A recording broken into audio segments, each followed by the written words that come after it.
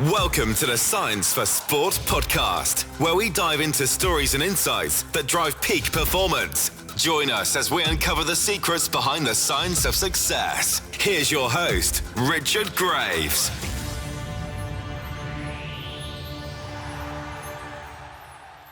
Hello and welcome to the Science for Sport podcast with me, Richard Graves. This week, we're looking at the digital athlete. This is a collaboration between the National Football League and Amazon Web Services designed to mitigate against injuries and make the football field a safer arena to perform in. The initial impact on injury reduction has been dramatic, and now there's the suggestion that this same technology could be rolled out across different sports around the world and adapted so that they too can feel the benefit. What is it? And perhaps more importantly, how does it work? Well, to answer these questions, we're joined this week by the NFL's VP of Player Performance and Strategic Innovation, Dr. Mackenzie Herzog, and alongside her, Julie Souza, the Global Head of Sport at AWS. So let's find out more. Unlocking sports science to push the limits of human potential. This is the Science for Sport podcast. Well, it's a warm welcome to this edition of the Science for Sport podcast to Dr. Mackenzie Herzog, the NFL's VP of Player Performance and Strategic Innovation. And alongside you is Julie Souza, the Global Head of Sport at Amazon Web Services, or AWS. It's fantastic to have you on this week's episode. Thanks for having us. Now, I'm intrigued by this concept of the digital athlete. To the best of my knowledge, it's only been in effective operation for the last two or 3 years. So I guess the first question should be to you, Dr. Herzog. What exactly is it?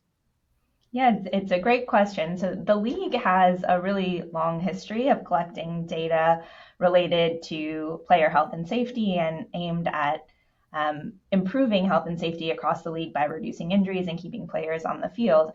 And in 2019, we had this realization that data collection was only going to continue to grow and get more complex. And so data collection, while robust, was a very manual process where individuals were entering specific data. The data sources were they existed, but were disparate and had to be manually linked together. And so we went on a roadshow to identify a partner who could create what we call the digital athlete, which aggregates all of this information together and really creates a 360-degree view of the player's experience on the field. And so what the digital athlete is really two parts. One is it's this data aggregation tool that makes the data synchronized and available for the players and really a complete picture of what the player is experiencing, both in terms of health metrics like their injuries or their health status, as well as their playing time and experience on the field, what conditions they're playing in, what their training is, etc. And so that one piece is aggregating all of that information together into a database where we can access this information very quickly and it's very automated. And then on the second side it's a tool for both the league and for our clubs and even for our players to be able to use to now access that data in the way that they hadn't been able to previously, and to access it very quickly and compare the data across the league. So at the league side, what we can see is our entire ecosystem within the league and look at what's occurring, where injuries are occurring to our players, what may be able to be done to reduce injuries. At the club side, they can compare their injury data for an individual club to the other 31 clubs in the league and sort of get a sense of how they compare to the rest of the league. And so it's really this robust data tool that gives you a digital athlete, which is essentially a replica of an athlete experience, so that we can implement injury reduction strategies even faster than what we could previously.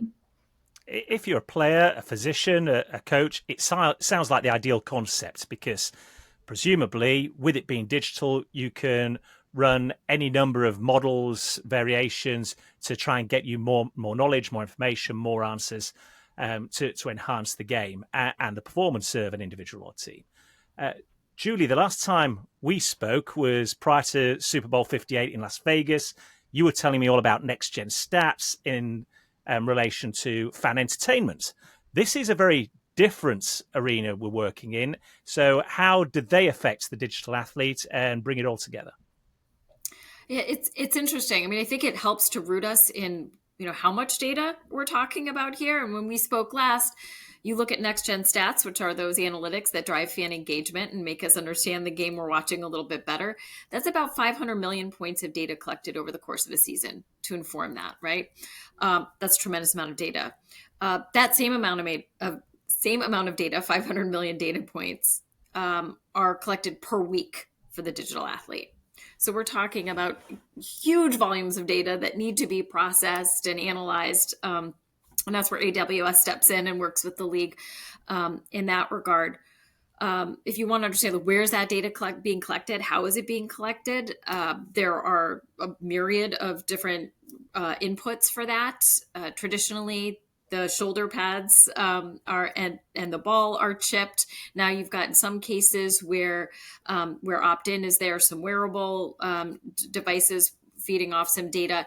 And then the league's also introduced optical tracking through cameras. So you can get things like skeletal pose and limb positioning and things like that, which really inform some of those, maybe potential causes for lower extremity injuries and things like that. And out of this data, in addition to everything that Mackenzie just talked about, we're also being able to just look at the game agnostically and say, hey, which plays are actually more injurious than others?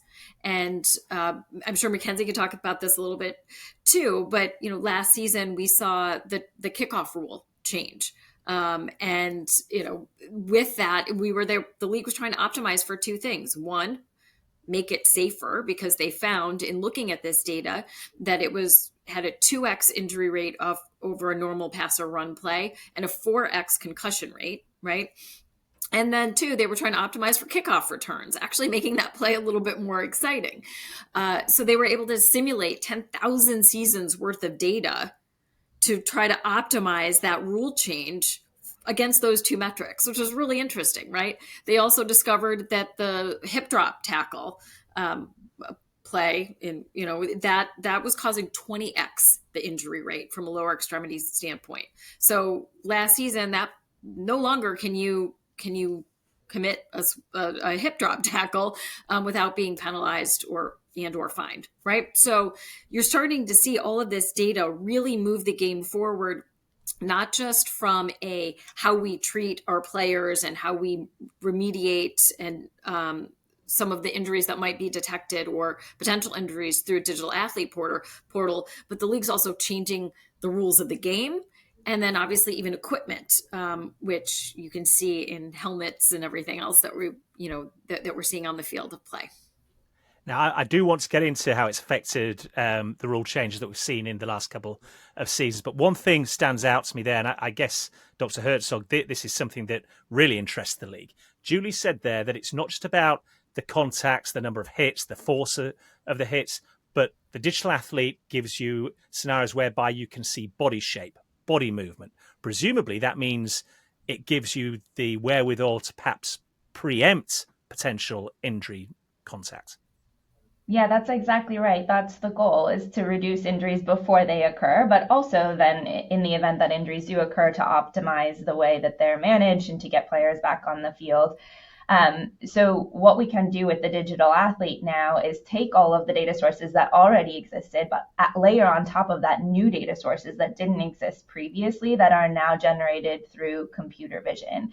And so what this digital athlete program can do with our partnership with AWS is take information from the video that's collected during games and turn that into data points that we can analyze. So to your point, it can give us things like player pose and how the player is moving on the field that we can then analyze on a very large scale for all of our players who are playing in the game to identify what the mechanisms are of injury and how those injuries are occurring within the game. And then the idea there is to use that to implement injury reduction strategies. So Julie mentioned a couple of the rules changes that I think we'll talk about later. But in addition, we're working on things like conditioning programs. If we know what motion you're doing when you're getting injured, can we train players in a way that would prevent them or reduce the risk of that specific motion causing an injury. Those are the types of things that now we can evaluate with the digital athlete because we have this really robust data collection tool that we weren't able to analyze previously. And then similarly, what computer vision can do is make processes that were really complicated and really time consuming, like collecting every helmet impact that occurs in a game, make them automated by having the computer collect when there is contact. And now we have that data much faster than we did before and much more complete than we did before. And that's crucial, isn't it? Because Julie was talking about what seems to me a phenomenal numbers in terms of data input into systems. And only 3-4 years ago, I think, for the first time, we saw the concussion helmets come out. Which if anybody's seen them, they look like enlarged helmets that are too big to be on a player's head, and there was some sort of amusement, I think, from people outside of training camps.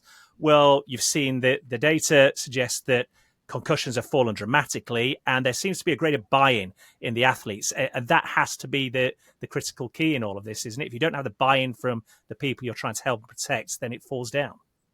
Yeah, definitely. We're very lucky, I'll say, that we work in an environment across the league, from the players to the coaches to the owners, who are very data driven, and they're really interested in seeing what the data can show them in terms of how that can improve player health. And so we have a very willing audience to hear this information. You mentioned the players and the Guardian cap, which is the cap that goes over the helmet to reduce the impact of any impacts that occur. The players, yes, we introduced this new thing. It is large. It kind of looks funny. And of course, at first, I think one player told me he couldn't fit through a door because it was way too big on his head.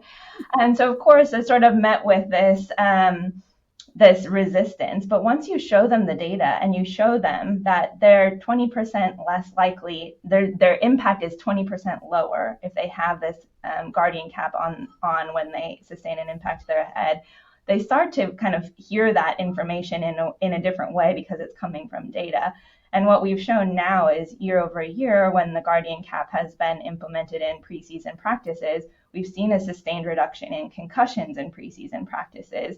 That coincides with the timing of when the Guardian cap was introduced. And so when we start to use this data to advocate for change, the players have been very receptive to that.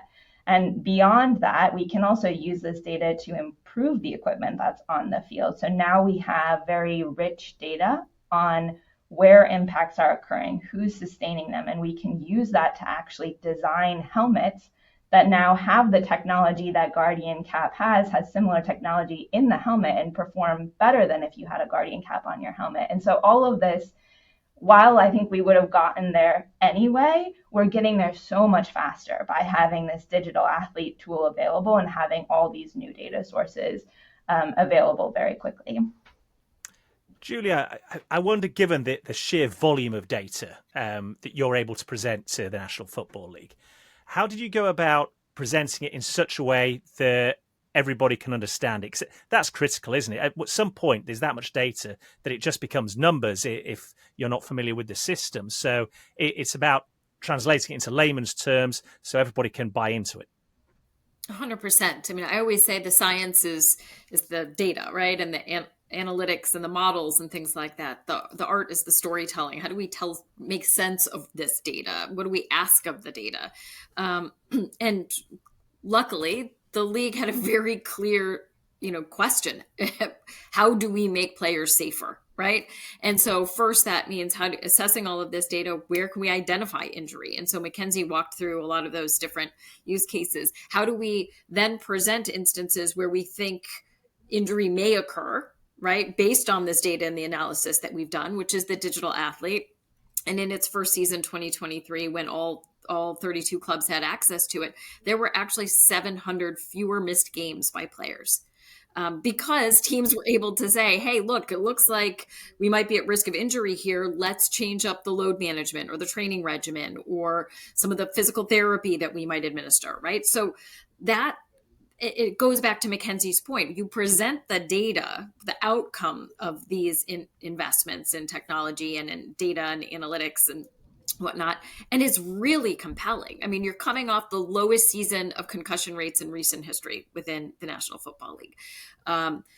As Mackenzie mentioned, there used to be one size fits all helmet, essentially, right? Everybody wore the same type of helmet. But then the league understood, hey, how a quarterback absorbs a hit is very different than a lineman versus a safety or something like that. And so they were able to work with the manufacturers to design helmets that were position specific. And so what's it now? 8 different position helmets, Mackenzie, something like that? I think we're a bit higher now. We just had a new position come into the market with a wide receiver specific helmet now as well. So we're slowly working our way to multiple different position specific helmets. It's amazing. And that all trickles down. This is not confined. The impact of the league's investment in player health and safety is not confined to the National Football League.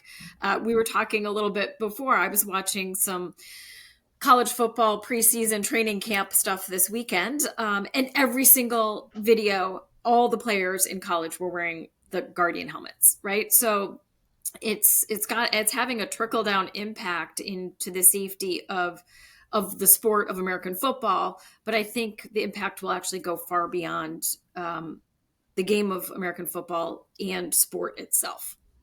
Yeah, absolutely. And as you've both touched upon, the data, the evidence has led to more informed rule changes in the National Football League. And we saw for the first time at the start of last season, the dynamic kickoff, as it was termed, designed primarily to enhance player safety, but also because players within the game, coaches, still wanted to see the exciting element of the kickoff itself. So Dr. Herzog, tell us a little bit about how that rule change was informed and what evidence we've seen of it being effective since it came in.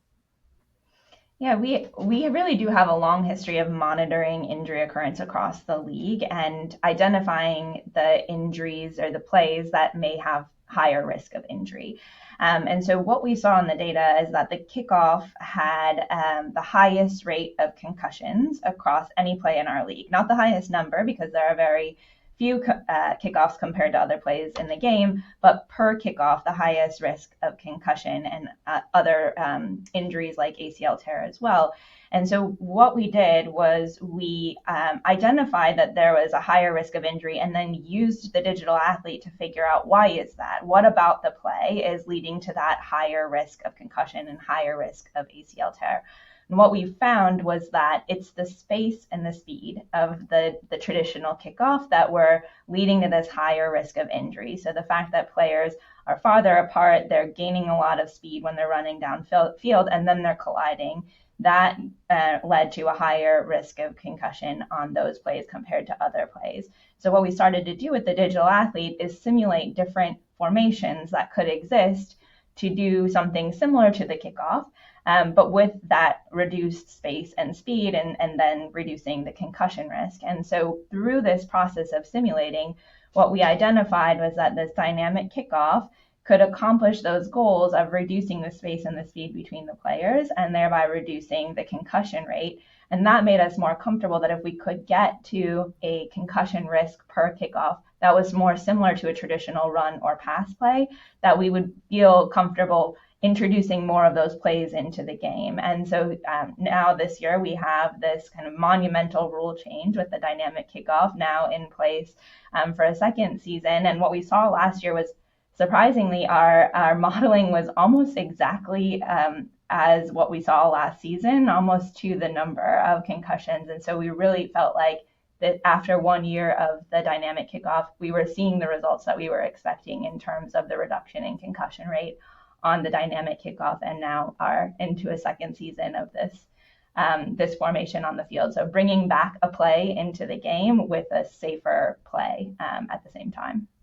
And let's be honest, if you can prove that the technology works and it's accurate, that's all the participants, as in the players, the coaches, that's all they want to see, because they then have trust. And again, you have that all-important buy-in. Look, we're fast running out of time already, and there's so many other areas we could go with this. But for the time being, I guess the one question you ask is, where does this lead us, not just with the NFL, but across global sport? I know the NFL attend seminars and share information with the International Rugby Union, the Premier League, and so on. Equally, Julie, I guess AWS will say, look, we've proven that we can operate in this environment successfully. Let's talk and see what bespoke features are needed for your sport, and we can collaborate and come up with something there. Absolutely. I think it's wonderful to see the National Football League leading in this space, and other sports properties are absolutely looking to them for advice and counsel. We see that all the time, but I think that we're actually seeing interest far beyond sport. Anywhere where there is potential repetitive motion or contact, things like military, manufacturing, physical therapy centers. There's a lot that we can learn about, safety and resilience. That's all been seeded by the work that the league has done. And it's a very powerful platform, right? And to be able to go out there with the data and say 700 fewer missed games, drastic reduction in injuries, drastic reduction in lower extremity injuries. And that's all because we got our arms around the data and asked thoughtful questions of it, and then used the tools to analyze the data. And then the critical part, acting on the data, right? Through tools like the digital athlete and rule changes and things like that. That is a replicable process. And so we hope to see, and are starting to see, the example that the National Football League has set be a really good blueprint for other sports properties, but other industries in general itself. Dr. Herzog, where does the road take the NFL from here? Because quite clearly, in the first several years since it's become a major force in the way the game is shaped, it's been successful. Yeah, for us, the digital athlete is really the foundation of everything we do in player health and safety. And we've had a great partnership with AWS in building out this tool. I think the future is, I'm excited to see what is still to come, because there's so much more we can add to this tool, more data sources that we can add, and more we can do. We always say our work is never finished in health and safety. We're constantly working to improve the game. And so I know this is just the beginning. We've already had a lot of success in terms of reducing concussions, improving helmets that are on the field, reducing lower extremity strains. But there's more work to do. There are other injuries to tackle. I think the finish line will never cross the finish line on concussions. We'd love to continue to drive these down further. And so that is still to come. Beyond that, our goal has always been to be a leader across sports, and not just sports, but across physical activity. And so to Julie's point, I think there's a lot of opportunity here to share the learnings that we've had within the NFL beyond our level of sport to other levels of football, but beyond our sport as well. And we'd love to partner with others to really improve physical health and musculoskeletal health across the board. And to that end, Dr. Herzog, for our listeners, viewers watching on our YouTube channel who are now interested in this whole concept and where it will take us going forward, where can they find more information? We have a robust player health and safety website on the NFL, so a lot of our information is published on there. We also do, throughout the year, we do periodic outreach on the website. There are videos that we put up, interactive sessions that we can do. And so we're always looking for new ways to connect. You'll see us at some conferences throughout the year as well. And so I think the website is a great place to start. And you'll see us around in various settings. As you mentioned, we like to work with the partners across the European sports as well. So we'll meet with them this fall, things along those lines. And equally, Julie, where can people find out a bit more about AWS and what's next in this path for them?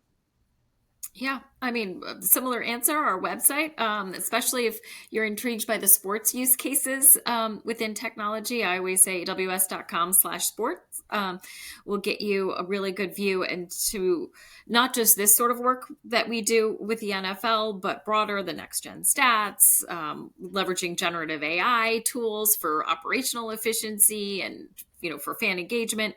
So, and we like Mackenzie are out there talking about all the great work our customers are doing as well. So hopefully we'll run into folks at conferences or events across the year, but happy to get the reach out via our website and social channels as well. Absolutely. Well, I don't know anybody involved in sport that cannot be interested in what we've spoken about today and intrigued by the possibilities that are potentially available moving forward. I've really enjoyed this chat, so thank you both for your time, and we look forward to seeing where this takes us in the future. Thank you very much. Thanks, Richard. Unlocking sports science to push the limits of human potential. This is the Science for Sport podcast. Many thanks to Dr. Mackenzie Herzog and Julie Souza for joining me on this week's episode. And if what they had to say around injury prevention interested you and you want to find out more, you can do so by visiting our website, www.scienceforsport.com. And if you found this particular episode interesting, please do feel free to share it with a coach, a colleague, an athlete, or a friend. Remember, the more downloads we get, the easier it becomes for us to attract top-name athletes or experts at the cutting edge of their field, such as Dr. Herzog and Julie Souza, onto the show. Well, that's just about all for this week's episode. Thanks once again for listening, and I look forward to the next time you can join me on the Science for Sport podcast. Subscribe to the Science for Sport podcast now, wherever you listen to your podcasts. For more insights, resources, and to join the Academy, visit scienceforsport.com and connect with us on social media by searching for @ScienceForSport. Thanks for listening, and we'll see you next time.